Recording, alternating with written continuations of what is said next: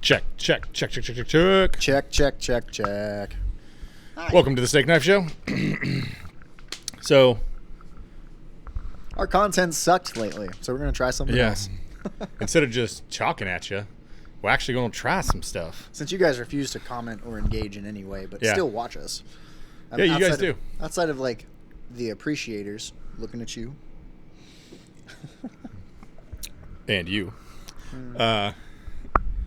So, most close contact engagements, or even engagements for police, happen within 3 feet.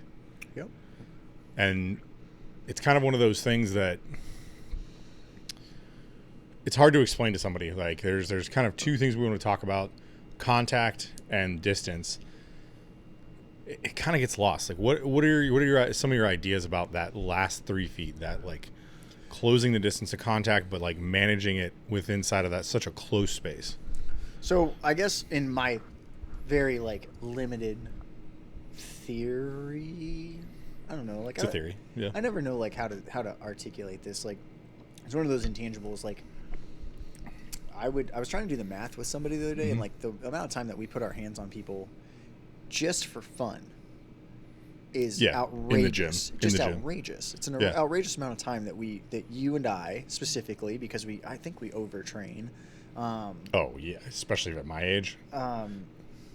Is a little ridiculous. So like I can't explain to somebody who one doesn't train or trains so infrequently because it's a quarterly forced thing. Yeah. What it means. It's like you ever have a friend that tells you like, oh man, you feel that storm coming? Yeah.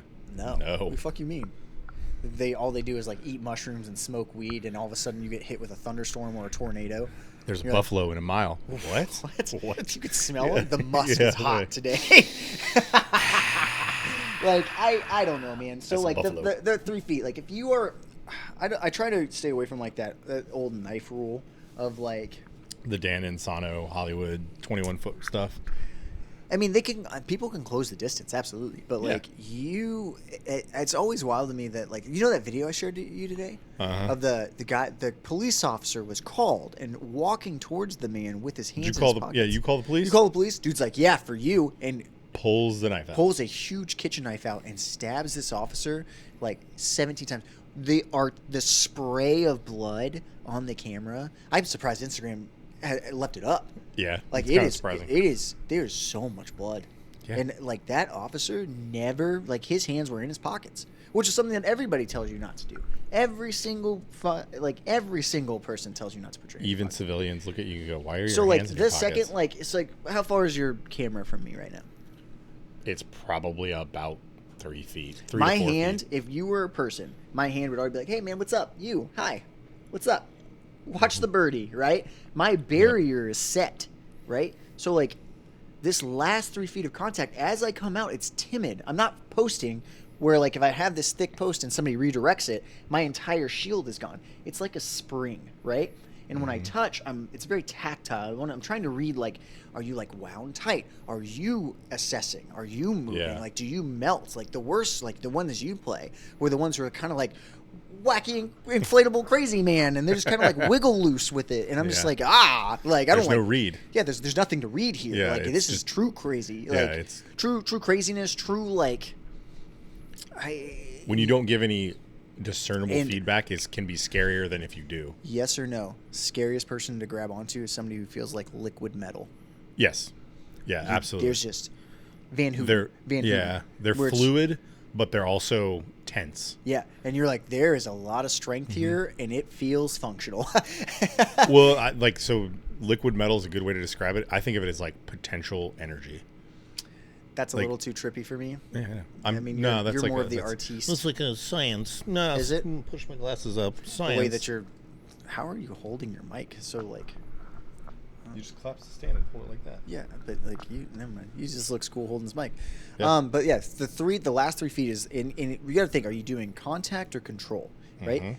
Sometimes, like, hey man, like touching somebody touch is a language, right? And so like you put a calming hand on somebody, or you put a stern hand on somebody. Yep. We've all had like that fatherly clasp, like, hey, you are about a pubic hair away from getting the shit whooped out at you. It was a good save. Right? Like, it was a good save. Thanks. It was a good save.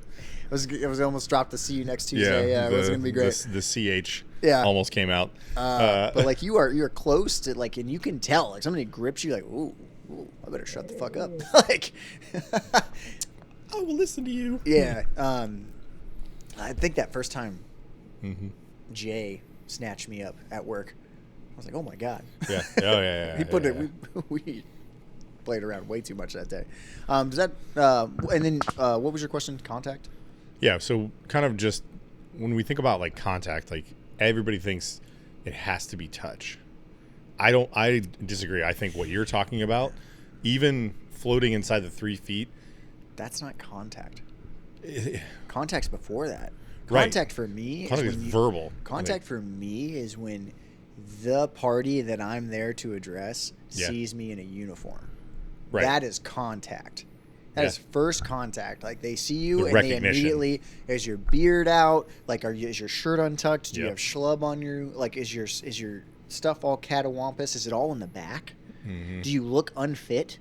Like, are you at ease, or are you timid? Like for me, like I think we've talked about it. Like I shake, like my adrenaline dump, like my hand shakes, and like somebody like it's always like, oh, he's trembling like a leaf, and like thankfully our group knows like, oh nah, man, he is ready for this. I'm good. Yeah. I am so ready. Like, but like again, you gotta be able to manage that. That comes from like experience and talking. Like, I think like you watched my thing today where I blew right past the subject and I was completely calm. We were way within 3 feet. He watched me put my gloves on, and I was just very. Why are you putting gloves on? Why are you putting gloves on? I'm telling you, Yeah. if you don't do what I ask, I'm gonna touch you and I'm gonna make you, and it's because it's a safety concern.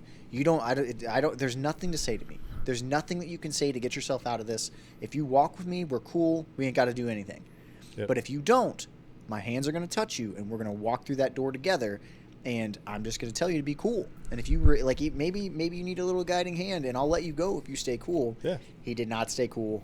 We ended up unfortunately like he hit my partner, and then we had to go to the floor, and it's not great. Yeah. Like I didn't want that. And then I immediately dialed way back. Hey man, are you good? Did you hurt anything on that fall? Like I need you to, I understand that you're not feeling really well right now. Like we got to go here now, and now you have to get a shot. Like it's not great. I don't want to do this to you. I just want you to once you see somebody in a uniform, it's kind of like again, and I think that I look pretty professional in our uniform. I don't think I present myself as, outside of like a bad hair day, like I don't think I look. I mean, that's the thing, like with contact, like there have been studies about that. Like people look at what the officer looks like, and it may be like a young, fit officer, but he looks like sloppy. Or he looks scared. You can tell. Yeah, the biting of the lip, the unsure. Like if they start stumbling over his words. Well, that's the thing. Like we deal with people that I would classify as probably some of the most manipulative people. Masterful. Yeah, like some of them are truly masterful, even through like mental health issues and like true disabilities. Like it's because they learned how to survive that way. Yeah, that was how absolutely. They survived a troubled home. They survived on the streets.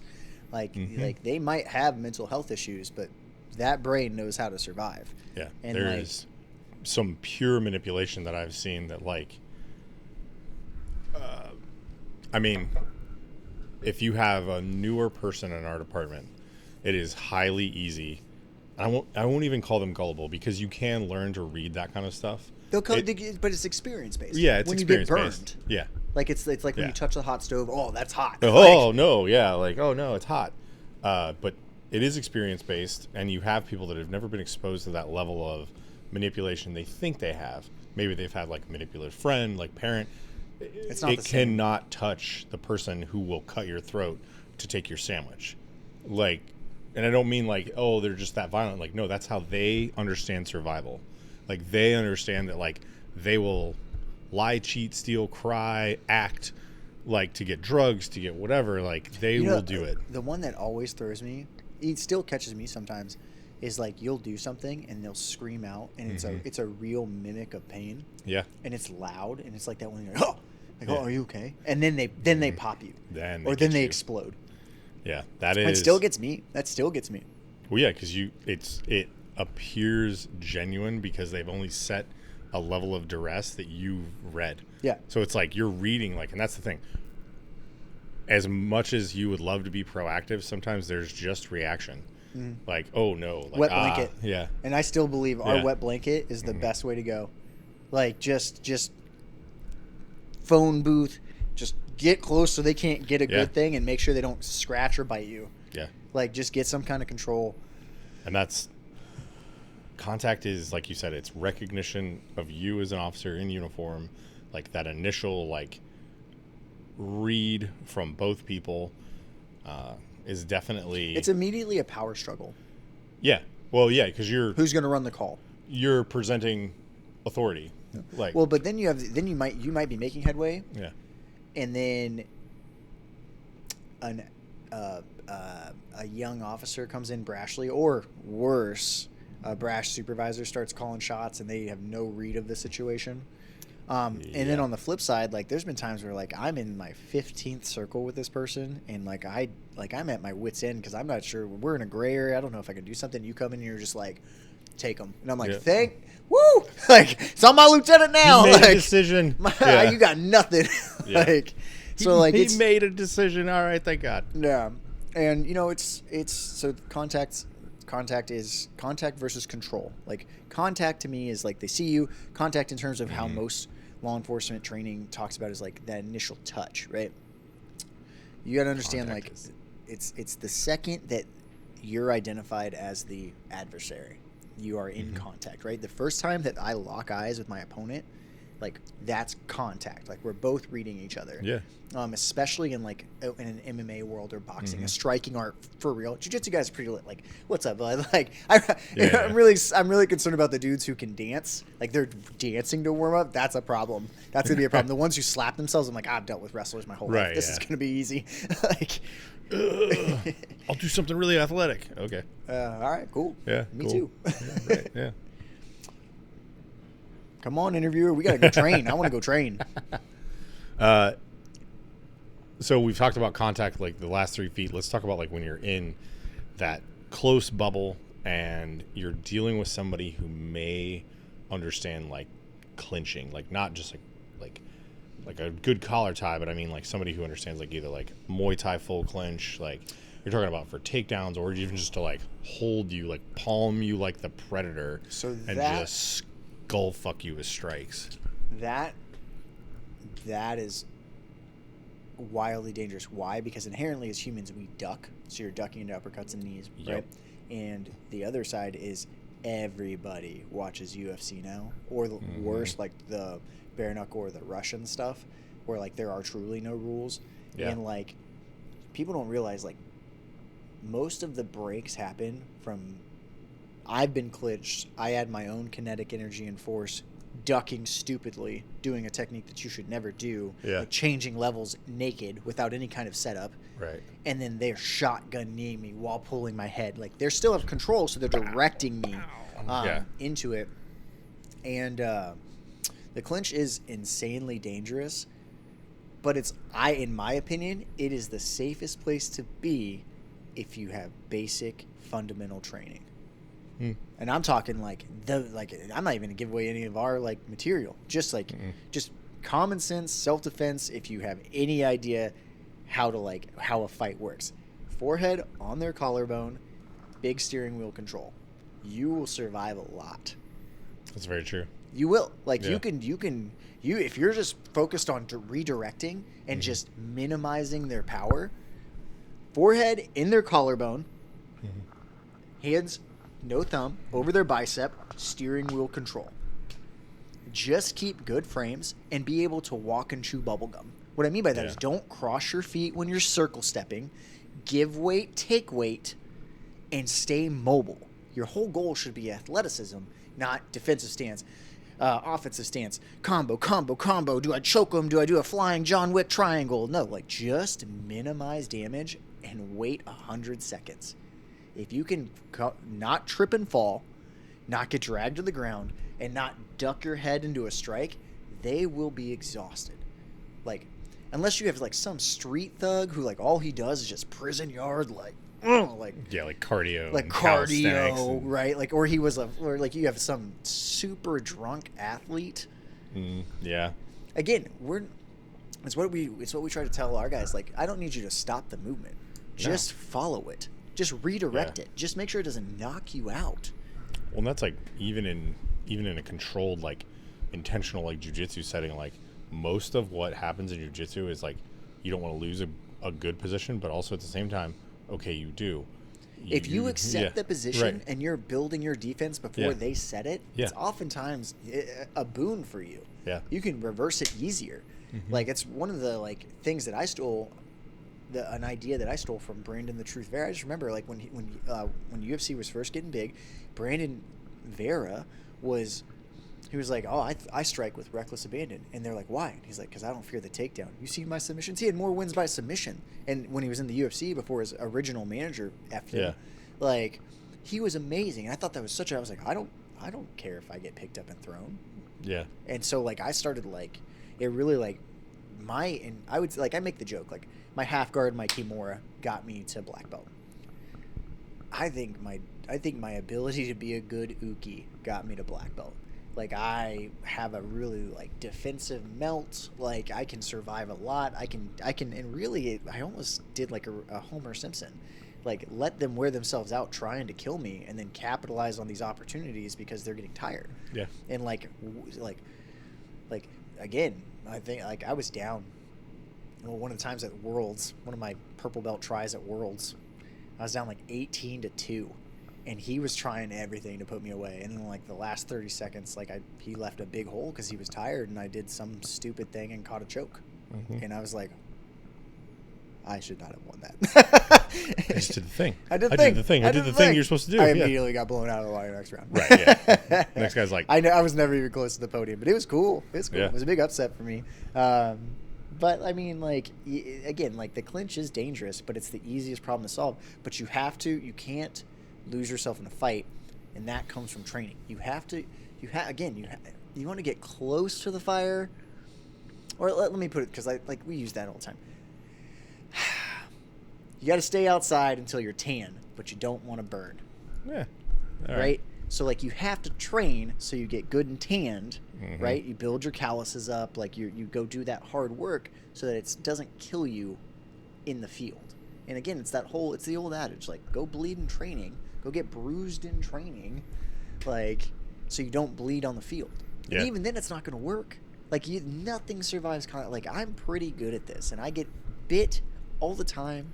I train all the time. I've got, like, black eyes. I've got cuts on my face on both eyes right now. Like, you're doing combat. Yeah. Well, it's like even, it was like a week or two ago, we had, like, a first real, like, explosively violent person that I dealt with as the first contact in a while. And I was like, oh, I remember now. Yeah. Like, it, like, mind you. You're middle line. Like, you're not, it's very rare for you to be the first on. It is, and that's kind of intentional now because, like, I want to be able to, like, save the call, like, and come in and be like, oh, hey, everything's okay. Like, they're doing what they're supposed to be, and, like, you know, knowing, like, to trust my people. And it is one of those things where, like, do I care about being the first person? No, not at all. I've done it so much. But also, like, you lose, even with all the training, because it is training. It's not the explosion. Yeah. It's not the random. It's not the random violence. Like, and that's the one that you can't prepare for outside of training. And then, and what I mean by that is, like, that's where muscle memory saves you. Yeah. Like, that's it. There's nothing else. You can't be like, oh, like, if he does this, I'll do this. It's an explosion. Well, like, and you don't even know when's going to happen. It's a true ambush. Yeah. And I was going to say, even in that situation, having now a couple thousand hours of, like, touch training, I felt the situation and I was like, oh, I'm going to get sucked into a black hole and hurt if I don't separate. And unfortunately, like, yeah, that did happen. Somebody got a little hurt. Unfortunately, fortunately, it was just some, like, bruising, but, like, I read it. And if I didn't train, like you said, the muscle memory was there. And I was like, this went poorly, but that could have gone so much more poorly. Did your hair stand up? Did you have a spider sense, or was it all tactile, like feel? The initial contact, I knew this was going to happen, but I obviously like you're not prepared for that. Gut instinct? Like, what do you mean? Like, how do you know? Like The physical proximity. They were well within like inches of me. Okay. And they were advancing. And as soon as they advanced too far is when I initiated contact because the violence was there. Yeah. And then it was the explosion, and another officer took control of the person and took him away. And I was like, I was attached to him. I felt the pull, and I immediately like ghosted out. Hands came up.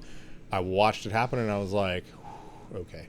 Yeah. Like I didn't get sucked to the floor with yourself. that. Yeah, we're in a fight now. Well, no, it was like, okay, now it's appropriate to go in and not hurt the other people in the group by like just falling on them, because I would have been on top of all of them. Don't pig pile, guys. Don't pig pile. That's how people get hurt. It's how you hurt your people. Very rarely does the subject get hurt. Yeah. We're gonna wrap this up, but some kind of like random ideas that we have. We may want to kind of do like even maybe like a live event. I don't know. Yeah. We've thought about it. Like, let us know if you'd like to do some kind of town hall. See if we can do Cheney as well. Have Cheney like have Mike. One of the things that I would like to do is like to kind of upgrade our audio setup at some point so that we can get more guests, but also have like a mic that we can give to people who want to ask questions at like an event. Yeah. It would have to be at like a gym, because we want to train with people. Like we want to talk to them. We may also try and get people from different arts to like kind of have a conversation with us about them and like what they feel about jiu-jitsu or like. I want to ask this group of questions that you have. I want to ask Dustin Maurer. Yeah, that'd be great. I think that would be a really interesting, because he's probably one of the best people I've ever seen behind a gun, and just get his read on like what how did you build your context? Like what is your, do you have 3 feet? Do you operate from farther? Do you operate from shorter? Yeah, what's your quote unquote like almost safety net, right? It's weird. My safety net is I want a hand on them. Yeah, same. I want that tactile feel. You like the elbow. You like float at the elbow. I try and do like the coffee mug, mug grip around the back of the tricep. Yeah. I want that just to, as I'm talking to him, like, hey man, like it's gonna be okay, and then I can immediately go into something if I need to. Yeah. But we have some ideas that we're building. It's gonna take us a little bit of time, but we are building up to it. We're gonna see some new content. We're definitely not gonna ignore going over to the mats,